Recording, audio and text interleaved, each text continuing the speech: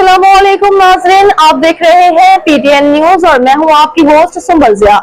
शामिल करते हैं आज की अहम खबरें। फील्ड मार्शल सैयद आसिम मुनीर से ताजिक वजीर दिफा की मुलाकात, इलाका इस्तेहकाम के लिए ताउन को फरोग देने का आज़म। Field marshal general Asim Munir से ताजिक वजीर दिफा कर्नल जनरल साबिर ज़ादा इमाम अली अब्दुल रहीम की तफसीली मुलाकात हुई, जिसमें पाकिस्तान और ताजिकिस्तान के दरमियान अस्करी इश्तराक कार बिलखसूस तरबियत, इंसदाद दहशतगर्दी और इलाका इस्तेहकाम के लिए ताउन को फरोग देने के अज़म का इयादा किया गया।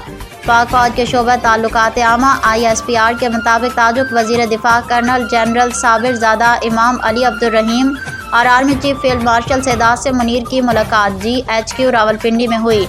ISPR के मुताबिक मुलाकात में बाहिमी दिलचस्पी के अमूर इलाकाई सिक्योरिटी की सूरत हाल और दो तरफा दिफाई ताउन पर तबादला ख्याल किया गया, जबकि दोनों जानिब से मौजूदा मिलिट्री टू मिलिट्री ताउन को बढ़ाने का अज़म सामने आया।